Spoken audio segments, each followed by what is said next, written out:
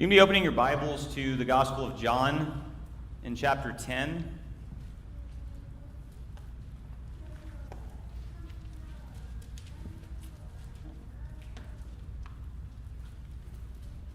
What we're going to be talking about for the next couple days are going to be perhaps a little bit different of the kinds of things that you've thought about with regards to apologetics. Maybe you think about apologetics classes that you've taken in high school classes, junior high classes, that sort of thing. I want to look at John 10 to frame what we're looking at, but we'll look at that in just a moment.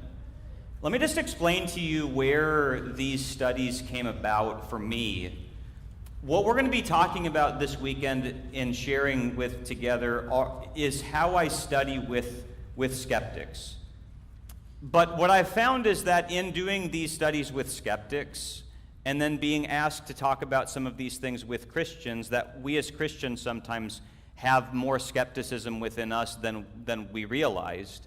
And there needs to be some discussion on these kinds of things that would help not only skeptics, but it would also help the skepticism within us as well. When I was in California, I got real busy having lots of studies with people in the community that knew they weren't Christians. When I studied with people, when I lived in Nashville, I was studying with a lot of people who thought they were Christians, and the evangelism had more nuances, more difficulties, different difficulties, I guess. And then in California, I was studying with a bunch of people who knew they weren't. And then when I moved to Atlanta, I was going back to a place that I knew was going to be more religious, at least I thought, and it wasn't really. But I started studying specifically with skeptics. I did a meetup study specifically aimed at studying with atheists, at studying with free thinkers, people like that. And what came from those studies is what we're going to be talking about for the next couple days. This first thing that we're talking about tonight, though, is just setting the framework of what we're looking at and why we're looking at it. And you'll see towards the end of this kind of the approach that we're going to be taking. But look at John chapter 10, and look at verses 10 through 13. The thief comes only to steal and kill and destroy. I came that they may have life and have it abundantly. I am the good shepherd. The good shepherd lays down his life for the sheep. He who is a hired hand and not a shepherd, who does not own the sheep, sees the wolf coming and leaves the sheep and flees, and the wolf snatches them and scatters them. He flees because he is a hired hand and cares nothing for the sheep. In this passage, all of us have a shepherd. You can either have the good shepherd in verse 11, or you can have the shepherd that's described in verse 10 as the thief, or the one that's described in verses 12 and 13 as the hired hand. Life under the good shepherd is one that is filled with life and filled with abundant life. In other words, the shepherd, Jesus, is going to be the one that meets your deepest needs. But if you're going to have any other shepherd, if you're going to be guided by anything other than Jesus, and it doesn't matter what that anything is, it could be something that's overtly sinful, it could be a good thing that you made a God thing, and then it means it's a bad thing for you because you've made something into an ultimate thing that shouldn't be an ultimate thing. And whatever that might be, what's life like under the thief? The terms in the text, he steals, he kills, he destroys. What is your life like if Jesus is not your shepherd? There are things being stolen from you. There are things being destroyed in you. You don't have the abundant life. And so in your own life, do you see which path you're on?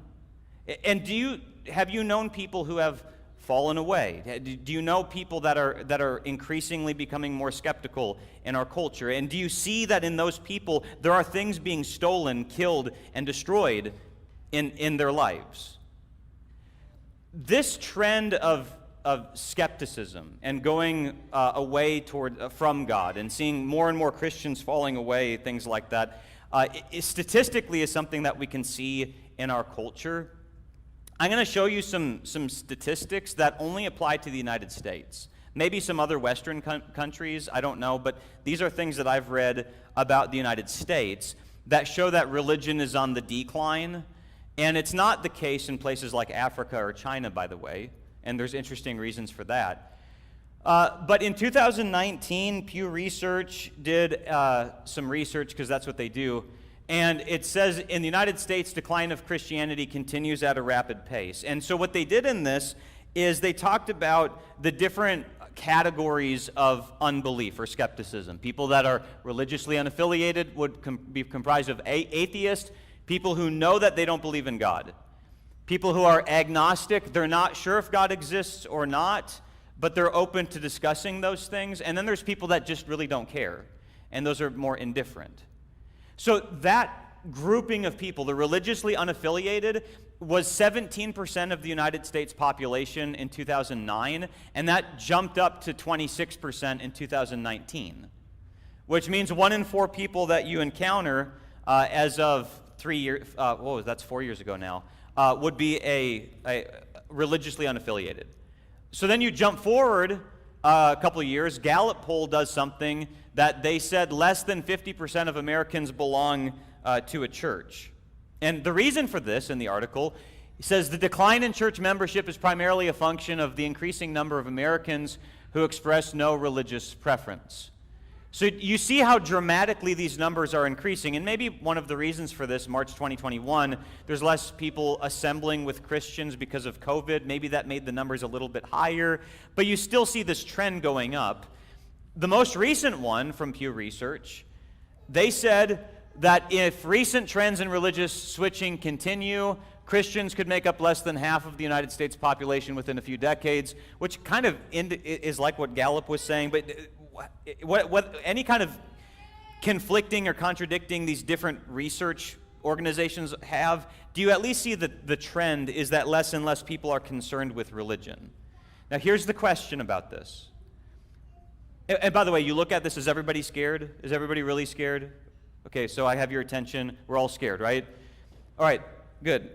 What's the reason for this? Why is this happening in the United States? And with some of the skeptics that maybe you've talked to, maybe you've read books from them, seen YouTube videos or something like that, what I've found a lot of the times whenever I've studied with skeptics is they like to present themselves as the educated ones. We are the ones who actually have objective science. We're the ones who have objective data. And if you're still a Christian and you believe in Jesus, you just have emotional reasons for your belief. You don't like the thought of grandma having died and you're not going to see her again one day. You've got these emotional things that you need Jesus to fulfill for you. But on the other hand, me, atheist, I am like Spock, and I don't have any emotions at all, and I am very intellectually engaged in things like this. And so you guys who have emotional reasons, that's why you need religion, but we atheists don't need those kinds of things. Now, Richard Dawkins is a famous atheist. One of his more recent books, he said this in the book: outside Western Europe, where only a minority nowadays are religious, most people around the world still do believe in a god or gods, especially if they aren't well educated in science. Do you see this little bit of snootiness there? If you're not educated, well then of course you would believe in God, but if you are educated, then you would know better. This is how the skeptic would oftentimes like to present themselves. I'm the one who's been educated. I'm the one who's read science books. I'm the one who's taken those hard biology classes. You're just kind of dumb and you haven't taken those kinds of things. Now, what are the causes of skepticism? There's a difference in how somebody would like to present themselves and what's really going on in their heart. And what I'm going to do is I'm going to run through 3 of the most common reasons I've seen people be skeptic. And you're going to see that with each of these reasons are emotionally based. It's rooted in emotion.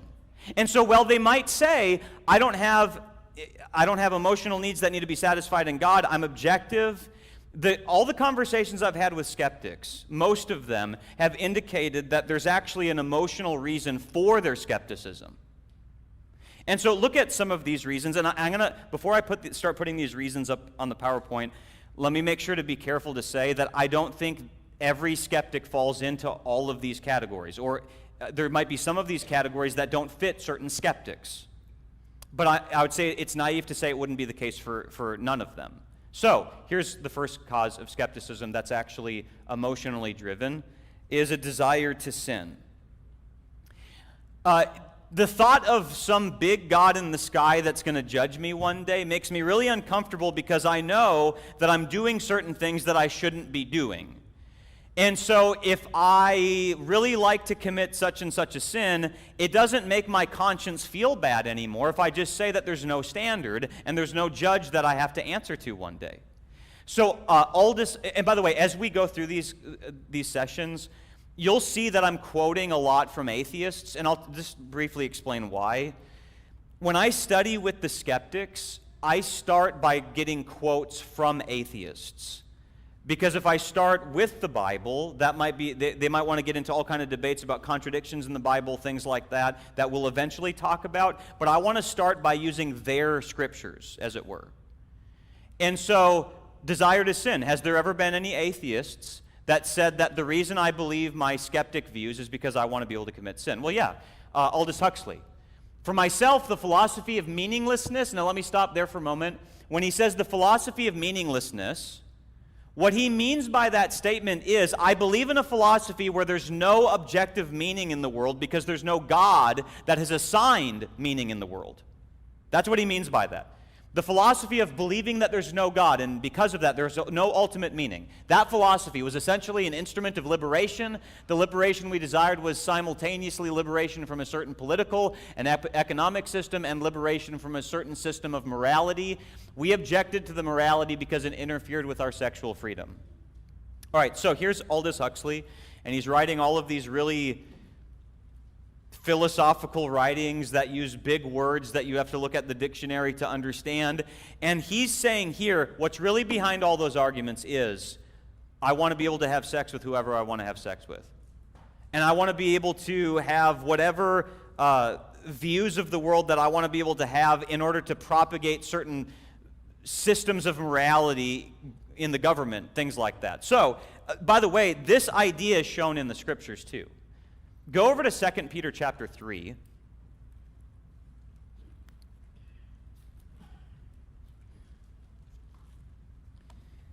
In 2 Peter chapter 3, the church is experiencing difficulties from within. In 1 Peter, the difficulties are coming outside of the church. They're being persecuted and maligned and things like that from the communities. But in 2 Peter, the persecution or the difficulties are coming from within the church. There's false teachers within the church. Look what he says about them in chapter 3, verses 3 and 4. Knowing this, first of all, that scoffers will come in the last days with scoffing, following their own sinful desires. They will say, where is the promise of his coming?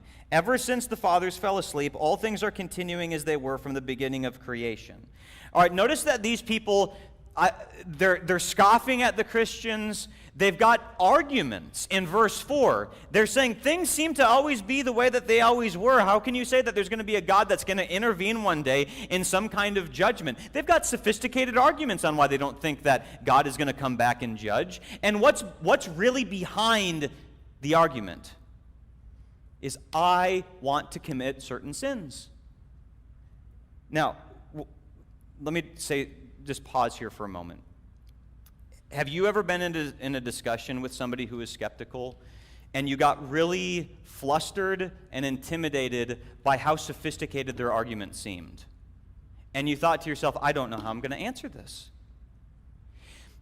What if you tried to answer their question or their skepticism by debate, tit for tat? Here, the Greek word actually means this, and here's the evidence for why you're wrong on all of that. What if all the while what's really behind their argument is, there's something that I want to do?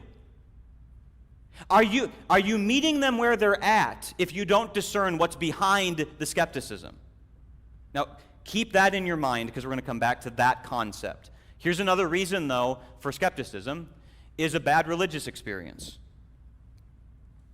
Whenever I did these studies the ones that I did in Atlanta, I'm still studying with some skeptics in Bowling Green, but it's not been in a big group setting like it was in Atlanta. But whenever I'd get a new group of people that we would study with, we'd get around a big table at a coffee shop, and I would start out by saying, I want everybody to give me your name and what you identify as. And I didn't mean by the gender thing. I was talking about what you identify with religiously or philosophically. So I would begin and I'd say, I'm Eric and I'm a Christian. And then there'd be a guy that's a secular humanist, and then there'd be somebody that grew up Muslim, but now he's an atheist, and then there's somebody, and so they'd go around the table. And when you'd ask that question, it was just very objective. Nobody was getting angry about anything. Nobody was getting heated. And then the second question that I'd say is, okay, great, so we all know each other. Now, second question, tell me about your religious background. That's where people started to show their emotions.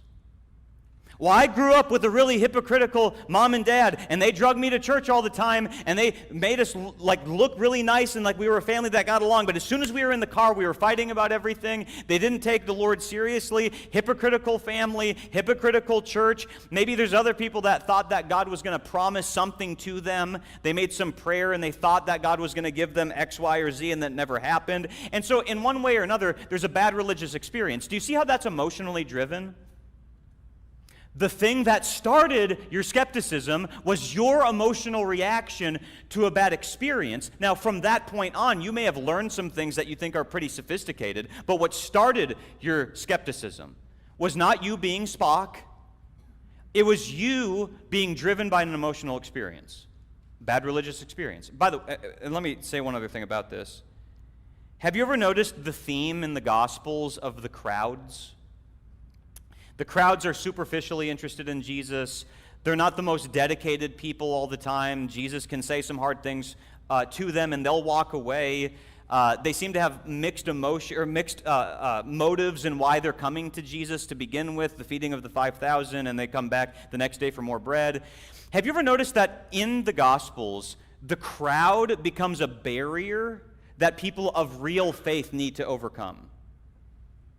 So, for example, in Mark chapter 2, there's the guy that was paralyzed, and he was let down before Jesus because his 4 friends had to get past the crowd, and Jesus, about those people, it says he saw their faith. Well, what about everybody else in the room? What about in Mark chapter 5, when there's the woman who's been bleeding for 12 years?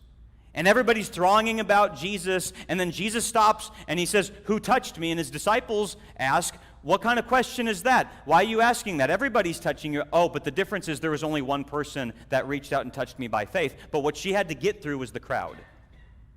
You know what the crowd could be today for us? Our religious people that crowd up around Jesus, they go to church, but they're not really fully hearted in the Lord. And people of real faith will look past the crowd and see the treasure of Christ, like what we see in the Gospels. Bad religious experiences is an emotional reaction. It's not, and what was never cultivated was genuine, sincere faith. Okay, maybe in some cases it would be, but they end up letting it get to them. Here's a third cause of skepticism that's emotionally driven is social pressure. And you can just, this is a simple way of illustrating this. We got a lot of skeptics in our culture today. Can you imagine living in the 1500s and walking around the streets going, "I'm an atheist, I'm an atheist"? No, you wouldn't do that, and the reason is because of the social pressure against it. We live in a culture now that's more accepting of it, and that would be one of the reasons why these numbers would be going up. But the social pressure can come from 3 things that you can remember with the letter P. Your peers, your parents, and your professors. I remember when I was in 8th grade, I had some friends. I did have friends one time. It was fun. I had some friends that, it was a strange family. Instead of having a TV in their living room, each kid had their own computer. And they all had like desks in their living room. And so their time together would just be them like not looking at each other face to face, but just on their computer. But whenever somebody saw something funny online, they'd be like, "Hey, come over." And then they'd like roll their chair on the, and then oh, cool. And then they'd go back to their computer. So whenever I'd go to their house, it was just like bouncing between the computers to see what they had. One of my friends one time pulled up a graph that showed the more educated you are, the less likely you are to be a Christian. And we all thought that was so funny because only dumb people are Christians. You know what another interpretation of that is? Maybe you're going to school and you're taking your biology classes. Are you going to be the one person that goes, actually, I believe in God? And everybody's going to make fun of you and mock you? It's not because you're more educated, it's because you're falling to peer pressure. But it looks sophisticated is the difference. Parents can sometimes have the professors. And so do you see that in those causes of skepticism, this might be really what's going on behind the veneer that I'm just a really objective thinker. So how do we respond to this? What are the approaches that we can have with somebody who's skeptical, somebody who's got intimidating arguments? Maybe you've been listening to intimidating arguments and you're wondering if these things are true. Are you honest with yourself on what other motives could be propelling these beliefs? Now, what I want to do next is I want to show you two approaches to a skeptic. The first approach is the one that you're used to, and the second approach is what I think is more needed in our culture right now. I think both approaches are appropriate. I think both approaches have their proper context. Both approaches are needed. But the way that I'm going to characterize this for these lessons is there's an objective approach to skeptics and there's a subjective approach to skeptics. And I don't mean subjective in the negative kind of way, and you'll see what I mean by that in just a moment. But the first approach, objective evidences. Somebody says, how could a loving God allow evil and suffering? There's no archaeological evidence for the Bible. How do we really know God exists? What about the Red Sea crossing? All of those different sorts of things. And when I say objective, I mean you're giving arguments that are outside of the person. It's data that they can look at. It's evidence from archaeology that they can look at and go, okay, well, maybe it is reasonable to believe in God. Maybe it is reasonable to believe in the Bible. It's the kind of thing that all of you guys have probably had in apologetics classes. And by the way, can Christianity play that game? Does Christianity have the objective arguments that can help people see that this is reasonable? One thing that I've liked to do is I've liked to look at what old skeptics used to argue to try to disprove the Bible. And then archaeology comes along and says, actually, you're wrong about that, and then those arguments aren't made anymore. Used to be the case before 1993 that people used to say that skeptics used to say that David was just a mythical figure. You got this guy killing giants. You got he's killing bears and lions, oh my, like look at all these things that he's doing, and lions and tigers, I forgot the tigers. And so he just seems like a mythical figure until there was this obelisk found in 1993. And this obelisk written several hundred years after the time of David, but referring to the lineage of David, as if he was a real guy. This obelisk says about Hazael, king of Syria, I slew mighty kings who harnessed thousands of chariots and thousands of horsemen. I killed the king of the house of David. All right, so that's pretty cool evidence that David actually existed, right? But what if I'm sharing that with somebody who's, at the end of the day, just there's certain sins that they want to commit, and they're like, hey, I'm not sure that there's good reasons to believe and trust in the Bible. And you show them this, and they go, yeah, cool. But there's other concerns that I got too. There's something behind these arguments. How about another one? Does God actually exist? How about this argument? This argument was created by a Muslim around 1,300 years after Christ, and I don't agree with Islam, but I like this argument, at least to believe that there's a God. It starts with this. The universe. Do you believe that the universe exists? Yeah, everybody knows that the universe exists. The philosophy called solipsism says that we're all just in a dream right now, but I have yet to meet a real solipsist. Get it? All right. So most people say that the universe exists, and if it exists, it either had no beginning or it had a beginning. What do you want to go with? You already established that the universe exists. Do you think it had a beginning or no? And most people now say, yeah, well, there's a beginning. There was like a Big Bang or something like that. Okay, so it had a beginning. Cool. So either the thing that caused the beginning of that was nothing, or something did it. Do you think nothing started the beginning of the world, or do you think something did? Well, it seems like something would have had to do that. And so that something is either non-personal or it's a personal being, which would then get you to God. And so if you don't think that God exists, You either have to conclude that there's no universe, or the universe had no beginning, or was caused by nothing, or whatever caused it was some kind of cosmic accident, and from that cosmic accident we still have all of this complexity all around us. Okay, so that's really cool arguments, right? Like good arguments. We can trust the Bible, we can believe that God exists. But have you noticed in our society that we're not very convinced by objective facts and data? Scientifically speaking, how many genders are there? There's only 2. And I know people have lived experiences that make them maybe feel like that's not the case. But if you claim to care about objective science, that's what you'd have to go with. So do you see the problem?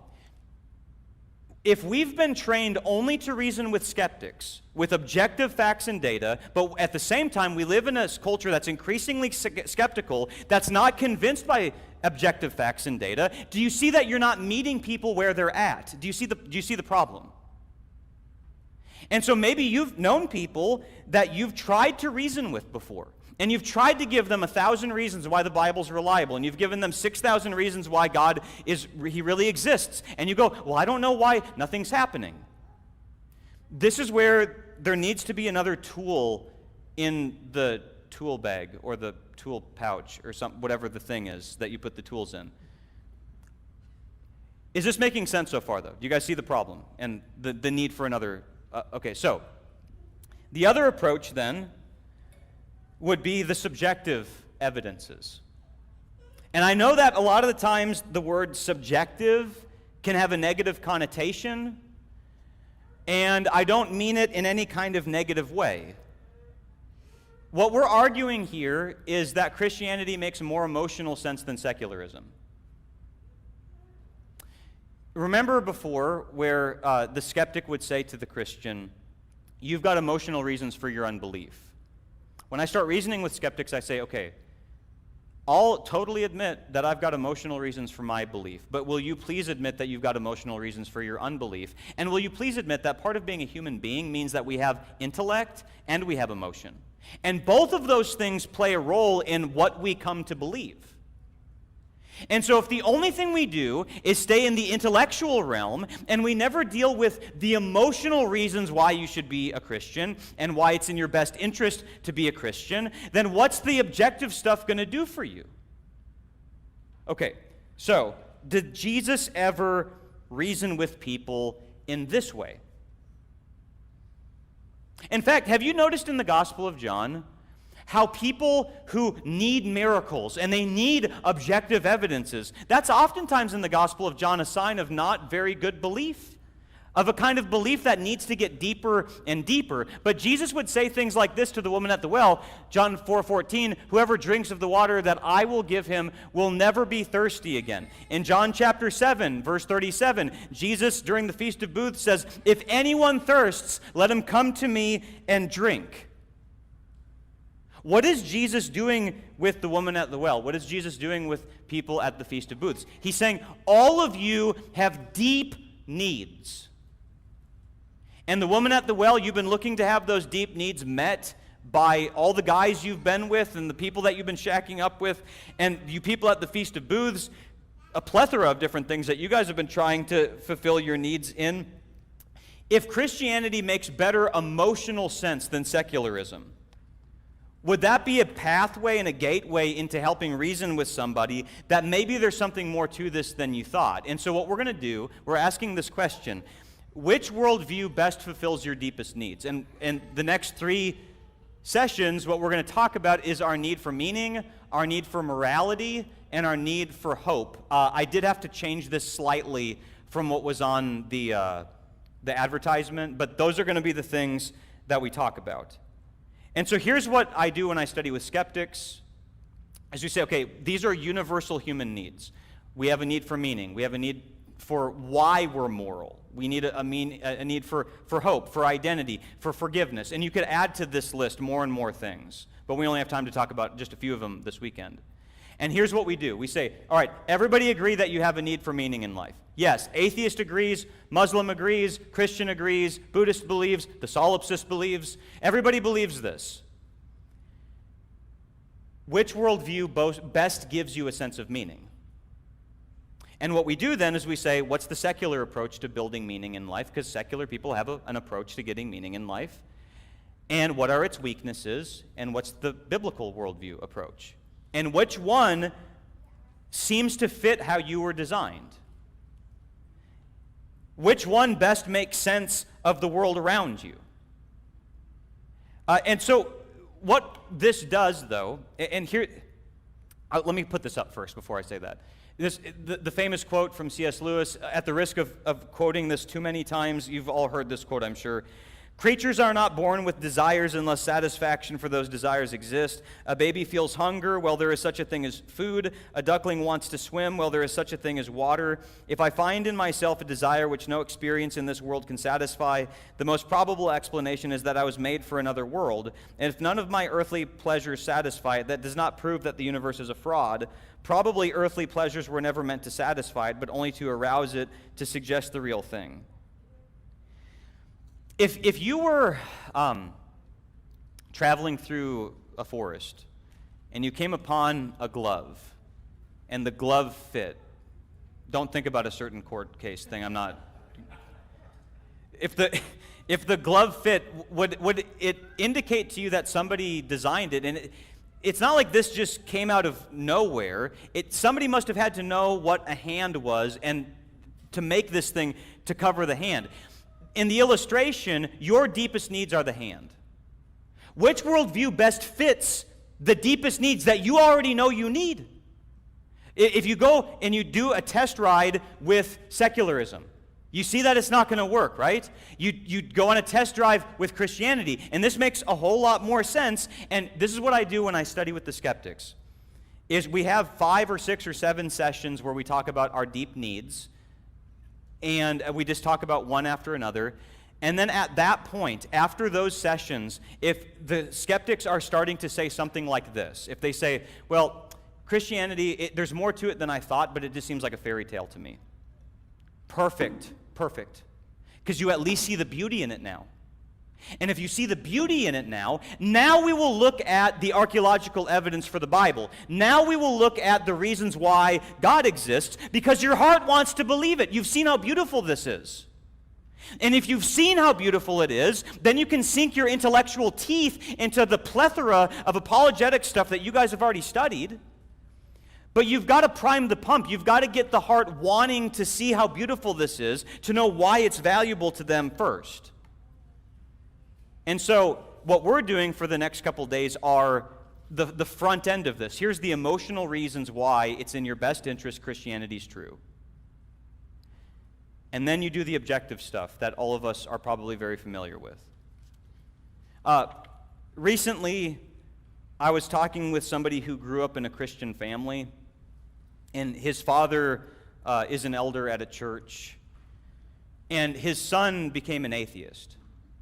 And he had the elder had reached out to me saying, hey, could you talk to my son? And I said, sure, I'd be happy to talk to your son. And so we started talking. And I said, so tell me what happened. Like, why is it that you're a skeptic now? What's your religious experience? And he said that there were certain questions that he started having about God in the Bible that he couldn't get good answers to. And so I asked him, what have you been doing to find good answers to those questions? Because you're not the first person in 2,000 years to wonder these things.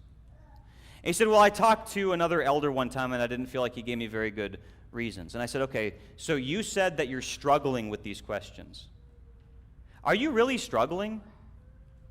Or is this actually an excuse for something that you feel really guilty about, or is this an excuse because you had a bad religious experience? Is there something else going on? And guess where the real conversation was?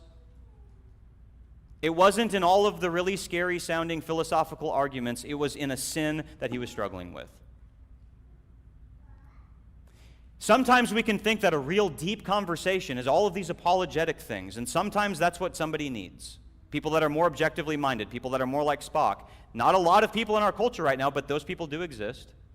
You might think, oh, we had a really deep discussion on why we should trust the Bible and why God exists and everything. You know what the deeper discussion is? It's what's going on in your heart. And when trying to reason with yourself and trying to reason with people that you know, that's what's got to be picked at.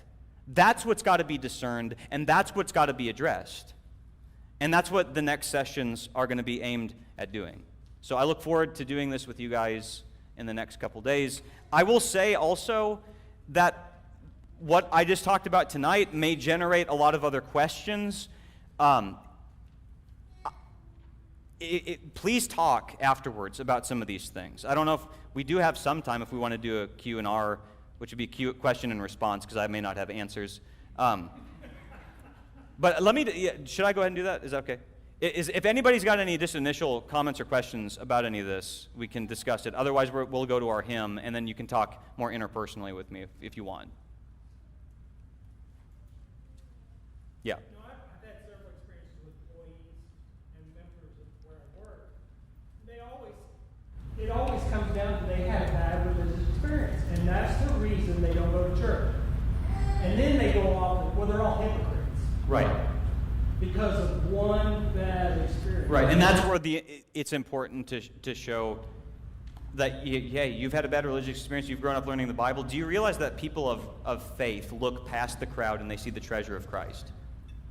So, and by the way, if you had such great discernment that everybody else was a hypocrite, why aren't you coming and helping us? Any other just initial thoughts or reflections or, yeah? Yeah, it reminds me very distinctly when I was in college, I had to take a psychology class to graduate, and I didn't want to, but I found it fascinating, and I got into the discussion with the professor, and we got into a lot of apologetics and evidences, and I think we met 3 or 4 times, and finally he said, you know, Dave, he said, I'll admit, you have a lot of evidence for what you believe. Yeah. Makes sense.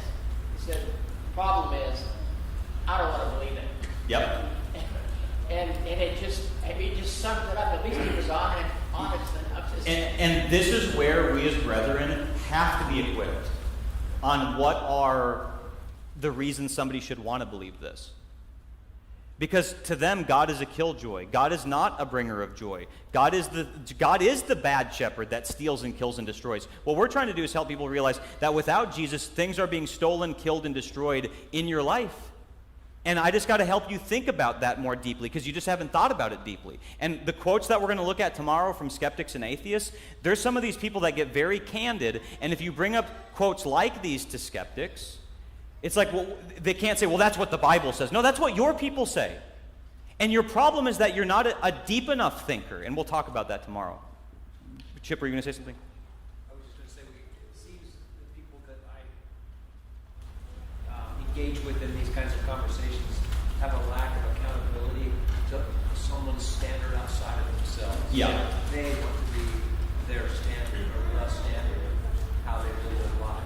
Right. So it's not just God, it's anything, anybody, even at work. Right. I'm going to do things my way at work. Yes. And so I struggle sometimes with how to reason past that lack of a sense of accountability. I actually think they want to be accountable, but they're setting the standards themselves. Right. And that can't be too satisfying. And this is all about then saying, well, how is this working for you? It's in your best interest that this is true. And you're running from the only thing that's going to satisfy you. What do you say? Can you speak a little more about how you set up that study initially? Like, I mean, just like the first session with skeptics? Yeah. Yes, because what we just did is different tonight. What I did with you guys is different than my first session with skeptics. So you're wondering what I do the first time I meet with them? No, I mean, how how do I get them to come? Such that, like, intuitively, like, just first thing that comes to my mind, I think of atheists, that they don't really want to have these conversations. Oh, these three thinkers really want to discuss things. Especially, yeah. So I have a meetup. When I was in Atlanta, I had an atheist and skeptics meetup Bible study. And in the bio, in the thing, I just said, I'm a Christian. I think Christianity is worth thinking about. I think it makes better sense of the world than any other worldview. These discussions are meant to chat about these things. And I got a ton of people coming to those things. So. But in the first, oh, so go ahead. Sorry, I was just going to say the desire to sin is often seen in a lot of, like, marriage. If somebody all of a sudden wants to end a marriage, likely there's an affair going on.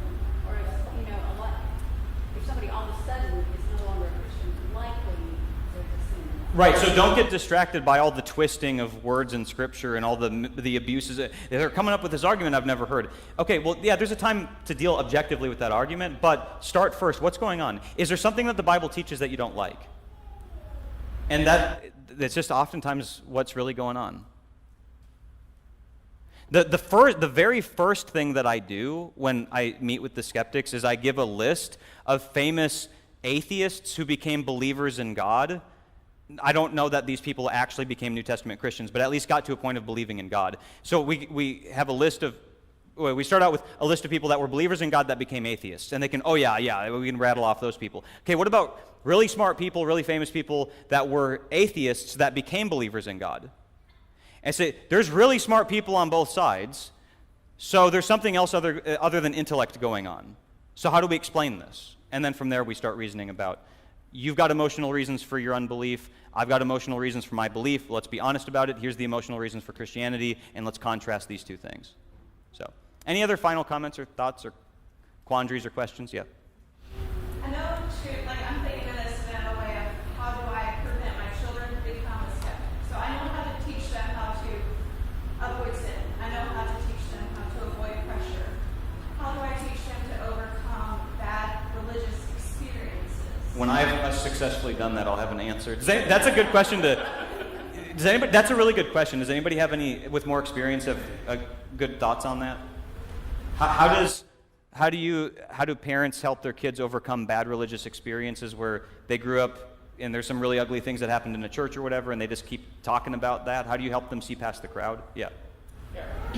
One of the dangers of becoming so focused on, and you've addressed this, talking about emotional needs, but God never founded a religion.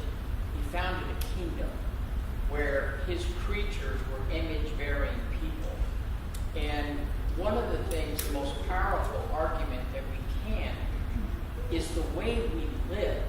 I mean, Peter even said, "For this is the will of God, that by doing good you will put to silence the ignorance of foolish men." The most powerful thing you can show your children is your way of life.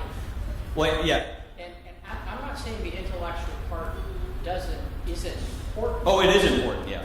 But, it's like we talk about the American way of life. Well, what if the American way of life meant everybody had to go to a football game on Sundays? You can get tired of football. But the American way of life encompasses so much more than something that happens on one day a week. Yeah. And so we need to show our children the way we live, compassion, the fruits of the Spirit, the compassion for those in need. That's a harder thing to walk away from than a building. Yeah, and I'll say, I didn't grow up in a religious family, so I don't know what it's like to have a bad taste in your mouth every time you go to church. And so I don't, by my own experience, I don't know how to overcome something like that, and that's where we need more brethren to help each other figure this kind of thing out, that have had more of that kind of experience. Yeah. I'm not sure I know how to do this as a parent. I know I'm my parent. So I think, first I'll start with the people that I grew up with and was close to, who had very strong Bible education and backgrounds and families who would have said, there's no way those kids are ever going to fall away. And then in some cases, families of 4 or 5 kids with every single child. What I often have seen in my peers in that is they grew up in families that didn't allow skeptics to fall. Yeah. And so I know from my experience, my parents were very willing and able for us to talk about, well, why didn't that evidence classes that elder was talking make sense? Like I remember having that exact conversation with my dad because some elder in the congregation was presenting, well, you should believe the Bible because the Bible says you should believe it, which is massive circular logic. When you ask any question about it, it's what the Bible says. Yeah, okay, so thank you for bringing this up. Did you have... I was just going to say, I think for me personally, as compared to some of my peers, standing out questions and standing out skepticism in your children is just, in my opinion, a very certain way that eventually, when those children are outside of your control and influence, they will have a rift or a break And this is where people will talk about, I'm a free thinker. I can finally think free because I never could in my bad religion. So the thing that started my dad's unbelief is he was going to some denomination, I'm not going to name it, and he would ask the Sunday school teachers, hey, we're reading from the Bible right now. Why do we believe the Bible? It started out with sincere questioning. And the Sunday school teachers started to say, you sit in the hallway. We don't ask questions like that here. And so what he started doing then is he would bring a book, some other book other than the Bible he just wanted to read. And at the beginning of the class, you go, hey, I'm not sure God exists. Why should we believe? Hey, sit in the hallway, Kurt. Like, then I get to read my books now. Do you know what that communicates to somebody? That you have no confidence in what you believe, and you also don't have the humility to go find answers. And so it's very important that any question that anybody has, it means something to them for some reason. And just, like, I remember a time in Minnesota where I was studying with a friend from high school, and this departs a little bit from what we're talking about, but it just shows the importance of any question somebody has and not immediately dismissing it. He said, I'll study the Bible with you, but I got a question. I'm like, okay. He's like, if you can't answer this question, I don't even want to study the Bible. I said, okay, well, what's the question? He said, the Tower of Babel. Did they really think that they were going to build a tower up to heaven? I said, okay. He's like, yeah, that's my question. I said, okay, and the Jews had 3 heavens that they believed in. The heavens where the birds flew, the heavens where the stars are, and then the heaven where God is. They were trying to build it really high up into the sky. He's like, oh. He's like, okay, let's start studying the Bible. I'm like, whoa, that's it. So, the importance of not dismissing any question is really critical. And so if somebody says, hey, I got this, I'm really struggling with believing the Bible. Okay, there's a great answer to that, but first answer me this question. Is there something that the Bible teaches that you don't like? And that might be where the real debate is, but maybe that objective thing needs to be cleared away so that you can get to the subjective stuff.